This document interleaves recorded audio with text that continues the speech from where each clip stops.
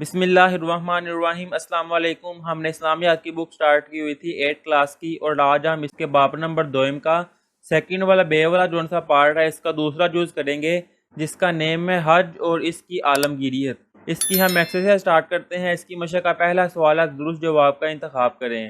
حج کا لفظی معنی ہے، اس کا آنسر آئے گا قصد کرنا۔ سیکنڈ والا ہے حج فرض ہوا، اس کا آنسر آئے گا 9 ہجری میں۔ تیسرا ہے حج کا مرکزی رکن ہے، اس کا آنسر آئے گا وقوف عرفہ۔ اب آگے فورتھ والا ہے مسلمان احرام باندھتے ہیں، اس کا آنسر آئے گا میقات سے۔ اب لاسٹ والا MCQ ہے، نبی کریم صلی اللہ علیہ وآلہ وسلم نے عمرے ادا فرمائے، اس کا آنسر آئے گا 4۔ یہ تھا اس کا فرسٹ والا۔ اب آگے سیکنڈ والا ہے، مختصر جواب دیں۔ فرسٹ والا ہے حج کا معنی اور مفہوم بیان کریں، اس کا آنسر آئے گا پیج نمبر 23 سے، یہاں سے سٹارٹ ہوگا۔ حج کا لفظی معنی قصد یا ارادہ کرنا ہے۔ شریعت کی اصطلاح میں مسلمانوں کا اللہ تعالیٰ کی خوشنودی حاصل کرنے کے لیے محسوس طریقے سے بیت اللہ کی زیارت اور خاص ایام میں مناسک حج ادا کرنا ہے۔ یہاں تک آئے گا اس کا آنسر۔ اب آگے سیکنڈ والا ہے، حج کے بارے میں ایک آیت مبارکہ کا ترجمہ لکھے، اس کا آنسر آئے گا پیج نمبر 23 سے ہی۔ اور اللہ کے لیے لوگوں پر اس کے گھر کا حج کرنا فرض ہے، جو کوئی بھی اس کی طرف جانے کی استطاعت رکھتا ہو۔ یہاں تک آئے گا اس کا آنسر۔ اب آگے تھرڈ والا ہے، مرد اور عورت کے احرام میں کیا فرق ہے، اس کا آنسر آئے گا پیج نمبر 23 سے۔ عورتوں کا احرام ان کا عام لباس اور مردوں کا احرام 2 چادریں ہیں۔ یہاں تک آئے گا اس کا آنسر۔ اب آگے فورتھ والا ہے، حج کے لیے صاحب استطاعت ہونے سے کیا مراد ہے، اس کا آنسر آئے گا پیج نمبر 24 سے۔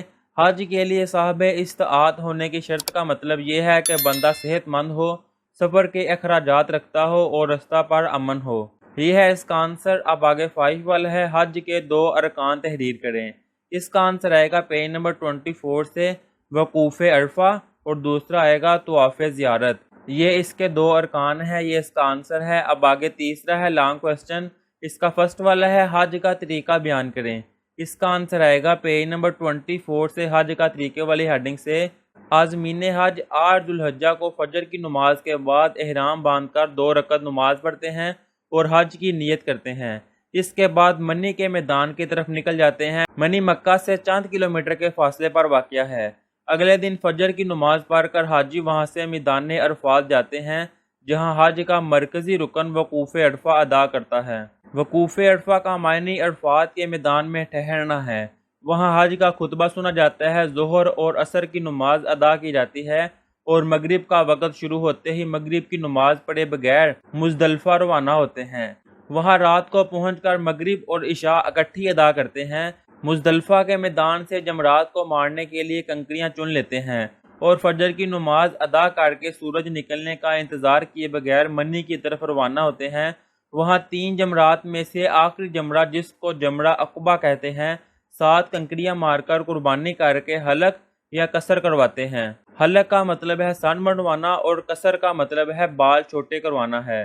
پھر حاجی احرام اتار کر غسل وغیرہ کر کے اپنا روزمرہ کا لباس پہن سکتے ہیں۔ 12 ذو الحجہ کی مغرب تک حاجی راتیں منی میں ہی گزارتے ہیں، اور ہر روز تینوں جمرات کو 7 کنکریاں مارتے ہیں۔ اسی دوران کسی بھی وقت حرم کعبہ جا کر طواف کر لے تو حج مکمل ہو جاتا ہے۔ اس طواف کو طواف زیارت کہتے ہیں۔ لیکن اگر کوئی 12 ذی الحجہ کو مغرب تک منی سے روانہ نہ ہو سکے تو اسے 13 تاریخ کو بھی رمی کرنا ہوگی، اور اگر مغرب سے پہلے نکل آیا تو بھی درست ہے۔ یہاں تک آئے گا اس کا آنسر، اور یہاں پر ہم نے یہ چیپٹر جو ہے اس کو کمپلیٹ کر لیا ہے۔ اب نیکسٹ ویڈیو میں ہم باب نمبر 2 کا لاسٹ والا پارٹ کریں گے۔ تب تک کے لیے اللہ حافظ۔